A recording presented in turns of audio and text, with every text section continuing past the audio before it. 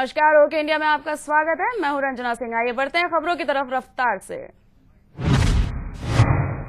हरियाणा की मनोहर सरकार ने पूर्व मुख्यमंत्री भूपेंद्र सिंह हुड्डा पर शिकंजा कस दिया है।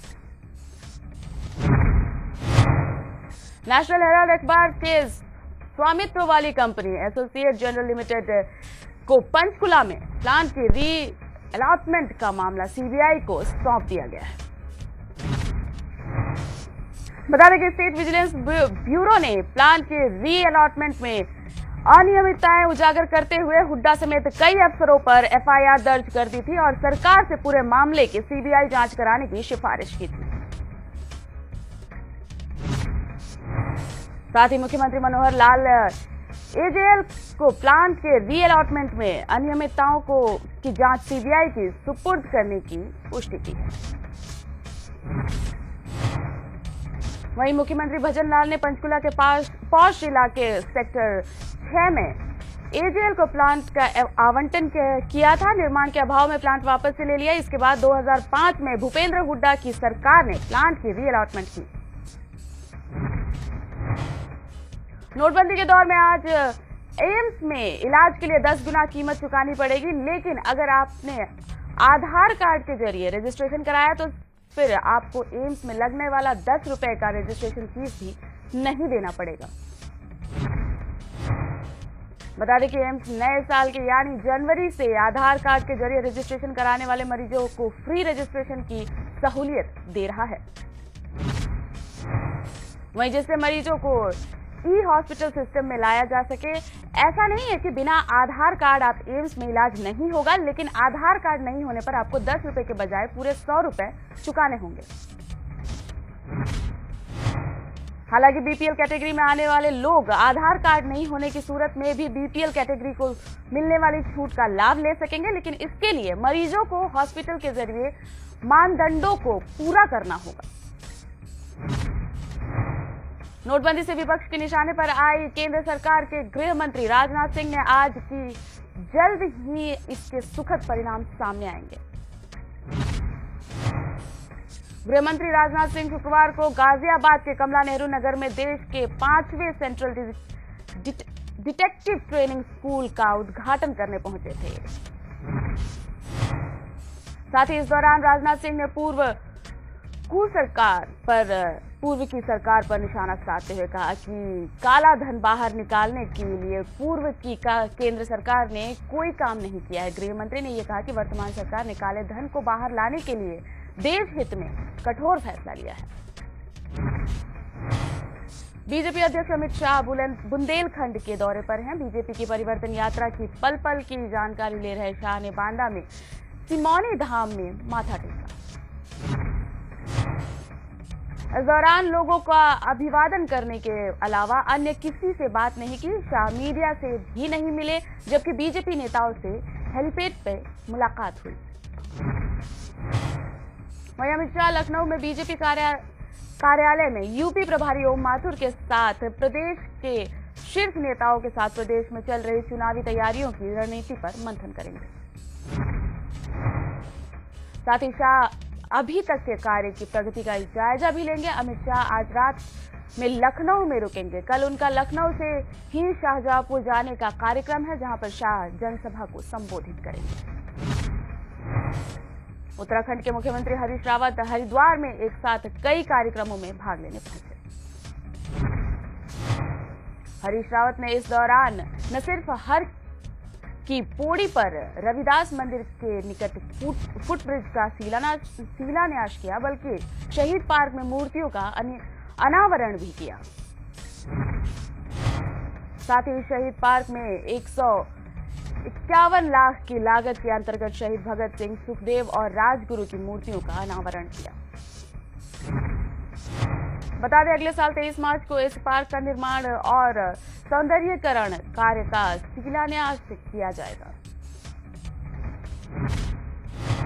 इस दौरान मुख्यमंत्री ने बीजेपी पर तंज कसते हुए कहा कि पार्टी तो वैसे भी चमत्कारी पार्टी है, एक साथ पूरे देश में गणेश जी को दूध पिला देती है और पूरे देश को एटीएम की लाइन में खड़ा करवा देती है।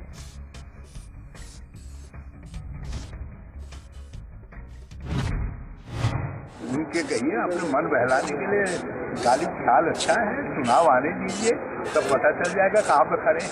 सरकार बहुत सारे घाट बना रही है। वैसे वो बहुत चमत्कारी पार्टी है, एक ही दिन में दुनिया भर में गणेश जी को दूध पिला देते हैं, सारे हिंदुस्तान को ATM की लाइन पर लगा खड़ा कर देते हैं। तो उस चमत्कारी पार्टी से आपको भी उन्होंने कोई घुट्टी पिला रहे हैं तो कोई आश्चर्य नहीं होना चाहिए। मुख्यमंत्री मनोहर लाल 17 दिसंबर को पेवा में विकास रैली को संबोधित करेंगे। बीजेपी नेताओं ने रैली की सभी तैयारियां पूरी कर ली हैं। वहीं बीजेपी कार्यकर्ताओं के मुताबिक सीएम विकास रैली के मंच से सीएम मनोहर लाल करीब 32 करोड़ की 3 बड़ी परियोजनाओं की सौगात देंगे, जिसके बाद बीजेपी नेताओं ने दावा किया कि सीएम की रैली को लेकर क्षेत्रवासियों में खुशी है और रैली में अपार जन सैलाब उमड़ेगा। सारे हल्के को बहुत बड़ी सौगात देने जा रहे हैं और एक जो नई सूक्ष्म जल परियोजना है, ये भी बहुत बड़े उसकी बात है सीएम की, जो कम से कम भी उत्तरी हरियाणा के 15-20 जिलों को पानी मिलेगा, उसका उद्घाटन भी पेवा से ही होगा। ये बहुत बड़ी हमारे लिए सौभाग्य की बात है। तो सब तैयारियां सारी पूरी हो चुकी हैं रैली के लिए? तैयारियां, ऐसी तैयारी तो कभी किसी रैली की ना कोई कर सकेगा ना की है, और ये तो ट्रेलर है, फिल्म अभी हमारी बाकी है जो उससे बड़ी रैली करेंगे। पंजाब के उप मुख्यमंत्री सुखबीर बादल ने मोहाली में एयर कंडीशनर बस स्टैंड का शुभारंभ कर लोगों को एक नई सौगात दी है। ये बस स्टैंड पूरी तरह से एयरपोर्ट जैसी सुविधाओं से लैस है। इस दौरान नोटबंदी के फैसले पर डिप्टी सीएम ने कहा कि नोटबंदी काले धन को बाहर लाने के लिए अच्छा कदम है, लेकिन बैंकों में पैसा नहीं होने की वजह से नोटबंदी चुनाव में पार्टी के लिए घातक साबित हो सकता है। साथ ही सुखबीर बादल ने केजरीवाल के बयान पर पलटवार करते हुए कहा कि केजरीवाल और कांग्रेस सरकार एक ही सिक्के के दो पहलू हैं, जिन्होंने दिल्ली चुनाव में इस एकता का सबूत दिया था। उत्तर प्रदेश लोक भवन में IAS वीक के तहत वरिष्ठ प्रशासनिक अधिकारियों के लिए सम्मेलन का आयोजन किया गया। सीएम अखिलेश यादव ने सम्मेलन में शिरकत की। इस दौरान सीएम ने अधिकारियों की तारीफ करते हुए कहा कि अधिकारी अच्छे काम करते हैं तो सरकार का नाम होता है, काम करने वाले अधिकारियों का सम्मान जरूरी है। सीएम ने प्रदेश सरकार की सभी योजनाओं के बारे में बताते हुए कहा कि योजनाएं सफल होने की वजह से अधिकारी हैं। साथ ही अखिलेश यादव ने कहा कि समाजवादियों की बुंदेलखंड में संकट के समय लोगों की मदद की, जिसमें अधिकारियों का योगदान अहम रहा। वहीं इस दौरान 1983-84 बैच के कई अफसरों को ऊपर मुख्य सचिव बनाया गया। उन्नाव में मुख्यमंत्री अखिलेश यादव ने ड्रीम प्रोजेक्ट यूपी डायल 100 की शुभारंभ के दौरान एक चौंका देने वाली बात सामने आई है। साथ ही स्वास्थ्य राज्य मंत्री सुधीर रावत डायल 100 के उद्घाटन के बाद अपनी गाड़ी में बैठे ही थे कि एक पीड़ित परिवार उनकी गाड़ी के सामने खड़ा हो गया और मंत्री से मदद की गुहार लगाने लगा। बता दें कि पीड़ित परिवार सुखीपुर क्षेत्र का रहने वाला है, जिसके घर की बेटी का गांव के ही एक दबंग ने 21 सितंबर को अपहरण कर लिया था और मामले में मुख्य आरोपी को पकड़े जाने के बाद भी पुलिस अब तक उस लड़की का पता नहीं लगा पाई है। यूपी के मुख्यमंत्री अखिलेश यादव ने आमिर खान की आने वाली फिल्म दंगल को राज्य में टैक्स फ्री कर दिया है। इससे दर्शकों को कुछ सस्ते में फिल्म देखने को मौका मिल जाएगा। बता दें कि इस फिल्म का निर्माण आमिर खान, किरण राव और सिद्धार्थ रॉय कपूर और इसका निर्देशन नितेश तिवारी ने किया है और यह फिल्म 23 दिसंबर को सिनेमाघरों में रिलीज होगी। केंद्र सरकार ने यूपी के रेल यात्रियों को ट्रेन की सौगात दी है। इस ट्रेन का नाम हमसफर एक्सप्रेस है, जिसका सफर गोरखपुर से आनंद विहार के बीच शुक्रवार से शुरू हो जाएगा। फुल्ली एसी हमसफर एक्सप्रेस का किराया रेल यात्रियों को थोड़ा चौंका सकता है। AC 3 वाली इस ट्रेन की शुरुआत 50% सीटों का किराया मेल एक्सप्रेस ट्रेन की इसी श्रेणी की सीटों के मुकाबले 1.5 गुना अधिक होगा। शेष बची हुई 50% सीटों का किराया उपलब्धता के आधार पर बढ़ता रहेगा। बता दें कि बची हुई बर्थ में प्रत्येक 10% बुकिंग होने पर किराए में 10% की बढ़ोतरी हो जाएगी। अंतिम 10% बर्थ दोगुनी कीमत पर बुक होंगे। युवा कांग्रेस के पूर्व अध्यक्ष गौरव सम्मत ने बताया कि आज यूथ कांग्रेस के जितने भी प्रतिनिधि पदाधिकारी कार्यकारिणी में जीत कर उनके साथ एक बैठक का आयोजन किया जाएगा। बता दें कि इसमें युवा कांग्रेस की आगामी नई नीतियों को लेकर चर्चा की गई और पार्टी को मजबूत करने पर भी बातचीत की गई। वहीं बातचीत में एक सवाल का जवाब देते हुए कहा कि युवा कांग्रेस के सभी साथी पूर्व मुख्यमंत्री भूपेंद्र हुड्डा, अशोक तंवर, रणधीर सुरजेवाला जैसे बड़े नेताओं के साथ मिलकर कांग्रेस पार्टी की नीतियों को जन जन तक पहुंचाने का कार्य करेंगे।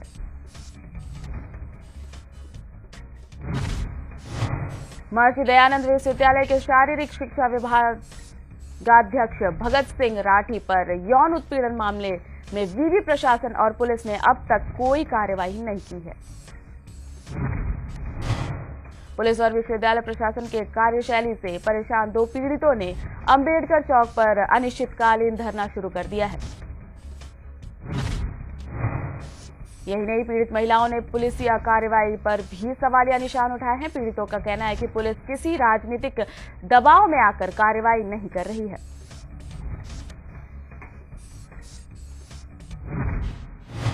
जब से भगत सिंह राठी एचओडी बना, उसने बदतमीजी करने की हदें पार कर दी। मैंने उसको इतना अवॉइड किया कि आखिर में नौबत मेरी नौकरी छोड़ने की आ गई। मेरे को उसने कैबिन में बुला के उसने मेरा हाथ पकड़ा, मेरे से फिजिकली इंटीमेट होने की उसने रिक्वेस्ट की। मुझे कहा मैं तेरे को पसंद करता हूँ। उसके बाद मैंने उसको रिस्पॉन्स नहीं दिया तो उसने मेरा कैबिन छीन लिया मेरे से बैठने के लिए, ताकि मैं उसके कैबिन में जाके बार बार उसके आगे एक शोपीस की तरह खड़ी रहूं, रिक्वेस्ट करूं।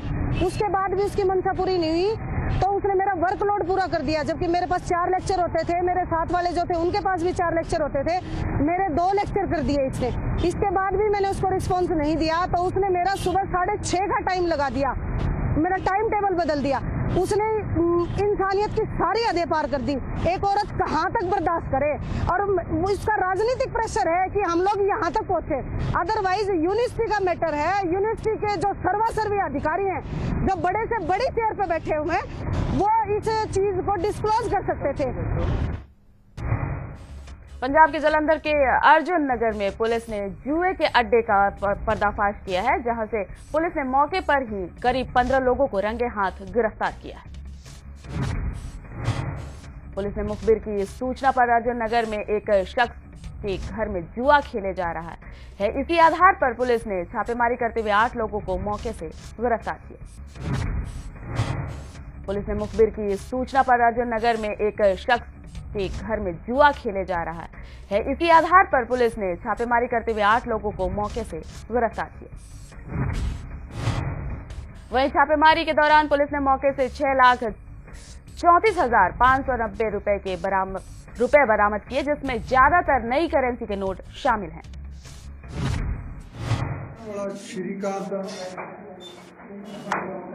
ਇਹ ਆਪਣੇ ਘਰ ਦੇ ਵਿੱਚ ਜੂਏ ਦਾ ਅੱਡਾ ਚਲਾਉਂਦਾ ਹੈਗਾ, ਨਾਲ ਇਹਦੇ ਜੌਨ ਹੈ ਸੈਂਟਰ ਟਾਊਨ ਦਾ। ਅੱਜ ਐਸਐਚਓ 12 ਇੰਸਪੈਕਟਰ ਵਿਜਨ ਕੁਮਾਰ, ਜੇਲ੍ਹ ਨਿਗਰਾਨੀ ਏਸੀਪੀ ਸੈਂਟਰ ਢਿੱਲੋਂ ਸਰ, ਇਹਨਾਂ ਦੀ ਜੇਲ੍ਹ ਨਿਗਰਾਨੀ ਦੇ ਤਹਿਤ ਜਿੱਥੇ ਜੂਏ ਦਾ ਅੱਡਾ ਚੱਲਦਾ ਸੀ, ਐਸਐਚਓ ਨੇ ਰੇਡ ਕੀਤਾ। ਮੌਕੇ ਤੋਂ 6,34,000 ਰੁਪਇਆ ਰਿਕਵਰ ਕੀਤਾ ਗਿਆ। ਜੌਨ ਜੂਏ ਵਾਲੀ ਜਗ੍ਹਾ ਤੋਂ 2 ਮਿੰਟ ਪਹਿਲਾਂ ਭੱਜ ਗਿਆ। ਜਿਹੜਾ ਸ਼੍ਰੀਕਾਂਤ ਹੈ ਉਹਨੂੰ ਮੌਕੇ ਤੋਂ ਗ੍ਰਿਫਤਾਰ ਕੀਤਾ। ਇਹਨਾਂ ਦੇ ਨਾਲ ਹੋਰ 14-15 ਜਿਹੜੇ ਬੰਦੇ ਹੈਗੇ ਆ ਉਹਨਾਂ ਨੂੰ ਗ੍ਰਿਫਤਾਰ ਕੀਤਾ, ਜਿਨ੍ਹਾਂ ਦੇ ਖਿਲਾਫ 13/3/67 ਅਤੇ 420 ਦੇ ਜਿਹੜੇ ਆ ਅਲੱਗ-ਅਲੱਗ ਧਾਰਾਵਾਂ ਹੇਠ ਅਲੱਗ-ਅਲੱਗ ਬੰਦਿਆਂ ਦੇ ਪਰਚੇ ਦਰਜ ਕੀਤੇ ਜਾ ਰਹੇ। नोटबंदी के फैसले के बाद ही पूरा देश सड़कों पर पैसों के लिए लाइन में खड़ा है। ऐसे में किसी के खाते में 1 अरब रुपए आ जाए तो सोचिए उसकी क्या हालत होगी। ऐसा ही एक मामला मैनपुरी के एक इलाके का है, जहां एक महिला पुलिस कांस्टेबल के खाते में अचानक से 1 अरब रुपए आ जाते हैं। इस बात की जानकारी महिला को उस वक्त हुई जब महिला पैसे निकलवाने गई और अपने खाते में 1 अरब देख चौंक गई। इस बात की शिकायत महिला कांस्टेबल ने प्रधानमंत्री को फैक्स के जरिए की। नोटबंदी के बाद देश को डिजिटल इंडिया की तरफ ले जाने की कोशिश की जा रही है, लेकिन वहीं इस कोशिश से देश की जनता को पैसे न मिलने का पर रातों की नींद उड़ी हुई है। नोटबंदी से नाराज फतेहपुर के मलवा इलाके के लोगों ने नोटबंदी के खिलाफ प्रदर्शन किया है। प्रदर्शन कर रहे लोगों ने हाईवे जाम कर दिया, जिससे आने जाने वाले लोगों को काफी दिक्कतों का सामना करना पड़ा। प्रदर्शन कर रहे लोगों ने बताया कि दोपहर 12 बजे तक एटीएम का शटर नहीं खुला और लोग सुबह से एटीएम के बाहर लाइनों में खड़े हैं। सूचना पर पहुंची पुलिस प्रशासन ने किसी तरह लोगों को समझा बुझाकर जाम खुलवाया। एक और जहां नोटबंदी के बाद आम जनता पैसे निकालने के लिए बैंक के और एटीएम के बाहर लाइनों में लगी, वहीं दूसरी ओर उत्तराखंड की राजधानी देहरादून में पुलिस ने 7,39,000 रुपए के नए नोट बरामद किए हैं।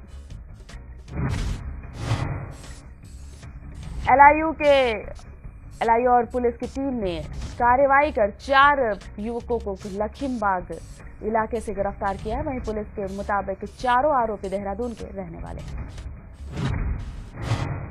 पुलिस चारों युवकों के पास से 2000 और 500 के नोटों के साथ 5 मोबाइल फोन के बरामद किए हैं।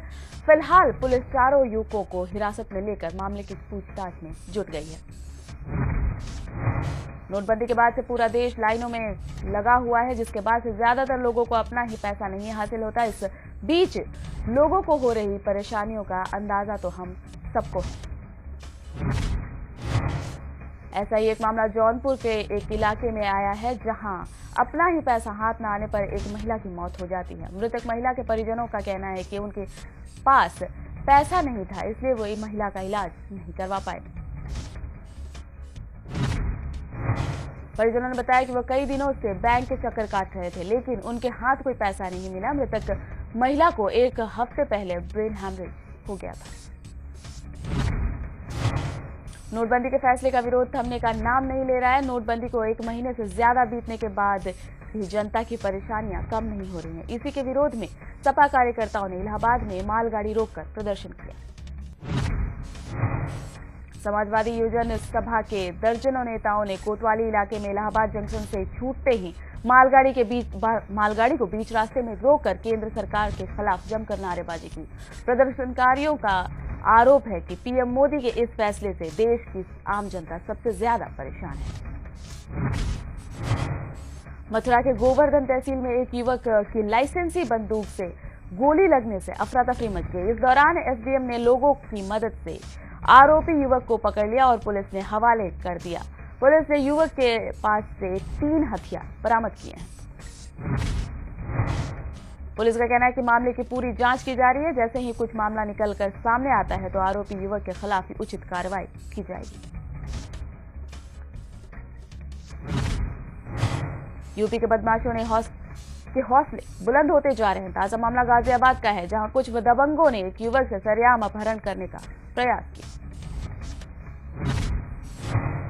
गनीमत ये रही कि आसपास के कुछ ग्रामीणों के आने पर बदमाश इस वारदात को अंजाम नहीं दे पाए और आरोपी मौके से फरार हो गए। बताया जा रहा है कि दबंगों और पुलिस के साथ कुछ बात को लेकर विवाद चल रहा था, जिससे बाद दबंगों ने इस वारदात को अंजाम देने लगे, लेकिन वो नाकाम रहे। फिलहाल पुलिस ने आरोपियों के खिलाफ मामला दर्ज कर आगे की जांच शुरू कर दी है। जिस पल का इंतजार पिछले 15 साल से भारतीय हॉकी प्रेमियों को रहे थे, वो पल शुक्रवार को बेहद करीब आ गया। भारत के पेनल्टी शूटआउट में ऑस्ट्रेलिया को 4-2 से हराकर जूनियर हॉकी विश्व कप के फाइनल में प्रवेश कर लिया। इस मैच में भारतीय टीम ने आक्रामक हॉकी का नायाब नमूना पेश किया और अब 18 दिसंबर को फाइनल में भारत का मुकाबला बेल्जियम से होगा।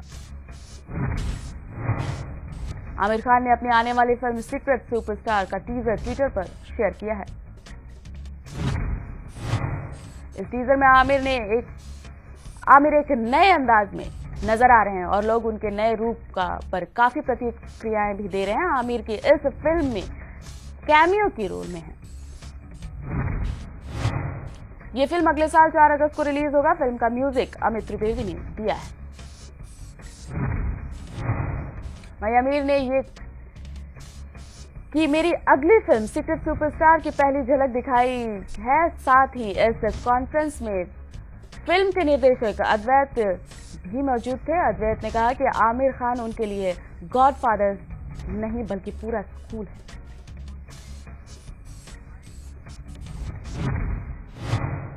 अब तक के लिए सिर्फ इतना ही। आगे की खबरों के लिए देखते रहिए ओके इंडिया। नमस्कार।